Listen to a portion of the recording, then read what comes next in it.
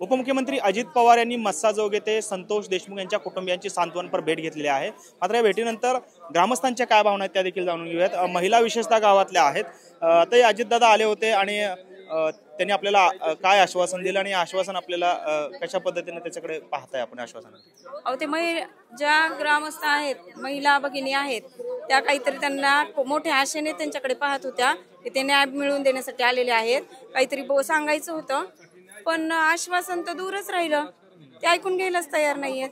सकाळी आले ना, शरद पवार साहेब आले ना, किती शिस्तीत झालं सगळं व्यवस्थित। एवढा बाप माणूस, एवढा मोठा व्यक्ती, सगळं शिस्तीत सर्वांचं ऐकून घेतलं आणि हा काय प्रकार आहे? आम्हाला प्रश्न पडलाय हा। मग तुमच्या काय अजितदादांकडे मागण्या होत्या? कशासाठी तुम्ही त्यांना भेटण्यासाठी इच्छुक होता? काय कशासाठी भेटणार होता तुम्ही?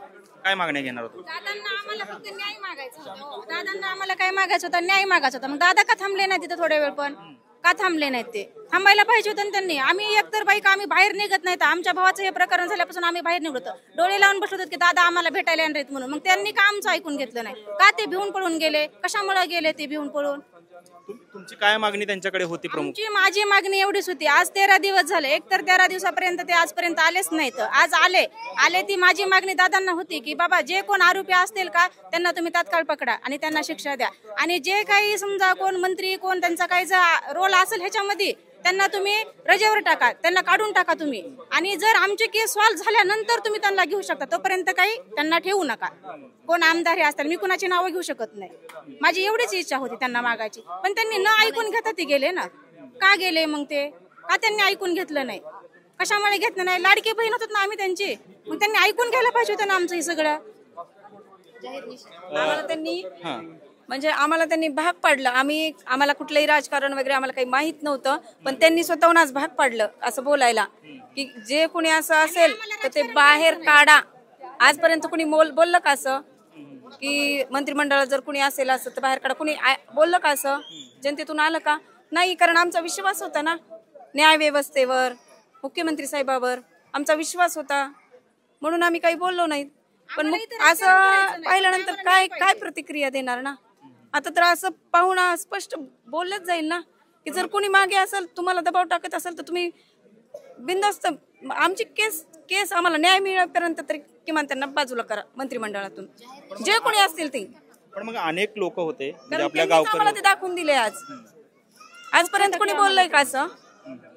पण अनेक ग्रामस्थ होते ते धनंजय मुंडेंना मंत्रिमंडळात घेऊ नका असं देखील मागणी करत होते। काय मागणी होती तुमच्या, म्हणजे महिलांची काय विशेषता मागणी होती त्यांना? की जे कोणी आरोपी असतील त्याच्या मागे त्याचा हात असेल, कोणीही मंत्री असो, आम्ही धनंजय मुंडेचं नाव घेऊ शकत नाही, तर आम्हाला माहिती नाही, पण ज्याचा काही हात असेल का त्यांना तुम्ही काढून टाका, एवढीच आमची इच्छा आहे। अजितदादाला जाहीर निषेध करा तुम्ही। जोपर्यंत त्यांची कशासाठी निषेध? कुणाचा निषेध? अजितदादाचा जाहीर निषेध। काय झालं? कशासाठी निषेध? का त्यांनी ऐकून घेतलं? दादांनी लाडक्या बहिणीचं कुणाचं ऐकूनच घेतलं नाही ना। ऐकून घेतलं असं तर आम्ही समाधान झालं असून दादा इथवर आले तर आमच्यासाठी काहीतरी प्रस्ताव म्हणजे मांडायला लागलो तर आम्ही त्यासाठी बोलला असं तर आम्ही म्हणलं असं ठीक आहे दादा इथवर आले तर आपल्यासाठी, पण ते बोलले नाही, निघून गेले। दादा म्हणलं तरी ते थांबले नाहीत, असे गेले फास्ट पळत। मग कशामुळे गेले ते? काय कारण आहे कशामुळे गेले ते? आम्हाला कारण बी पाहिजे ना ते कशामुळे गेले। मग त्यांना कारण विचारा, का गेले? प्रश्न आहे त्यांना, आमचा प्रश्न आहे तुम्ही का पळालात? तुम्हाला कशाची भीती आहे?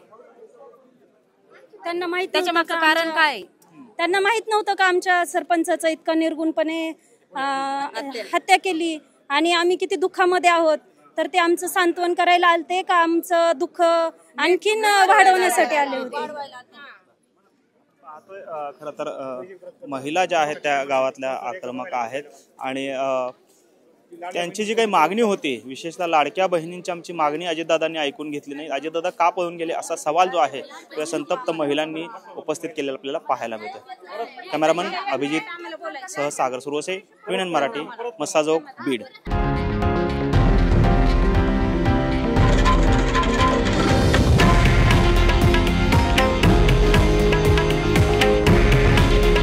हे आहे देशातील नंबर 1 न्यूज नेटवर्क आणि आपण पाहत आहात TV9 मराठी। काळजी तुमची, हित महाराष्ट्राचं।